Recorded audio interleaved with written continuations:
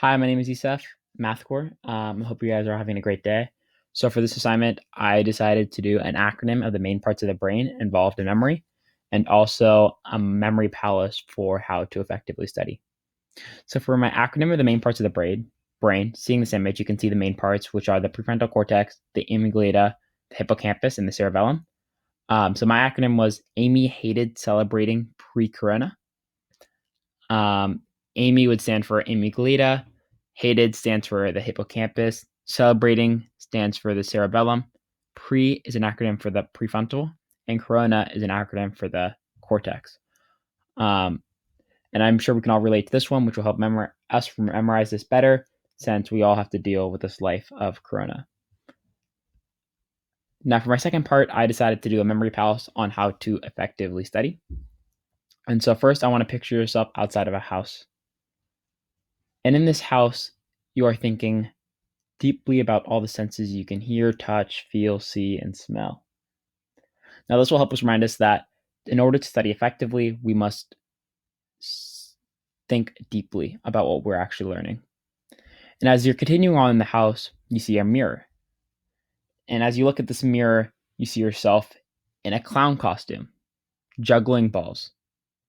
Now, this will help us remember that we must learn to apply what we are learning to ourselves to help study efficiently and effectively. Now, as you're continuing your house tour, you see a whiteboard. And in this whiteboard is a exponential decline. Now, as you look at this, it helps you remember that forgetting is exponentially decreasing. So as you spend less time on a subject and more days without the subject, your retention declines exponentially. So we must learn to practice what we are learning efficiently and repetitively. Now, as you continue on, you see another whiteboard of the same diagram. This will help you remember that we must practice again and again in order to memorize efficiently.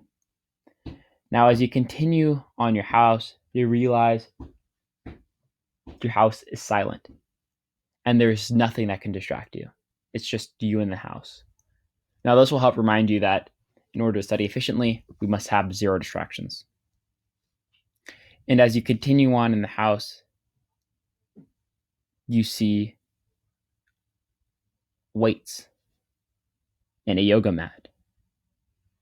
And as you go down on the mat to do some yoga, you remember that exercising helps your mind retain information. And not only is it good for your health, but it's also good for your mental health. And as you finish this hard workout, you see a bed. And your tiring, aching muscles want nothing more to sleep. So you go to bed and take a quick nap. Now, this will help you remember that sleep is just as important to memory, retention, as any of the other things. Now, finally, you see your Aunt Sally running around the house. Now, this will help you remember mnemonic devices and how to help memory using simple devices like these. For example, please excuse my dear Aunt Sally, as you see your Aunt Sally running around your house. And here's my works cited for all my sources and pictures that I got.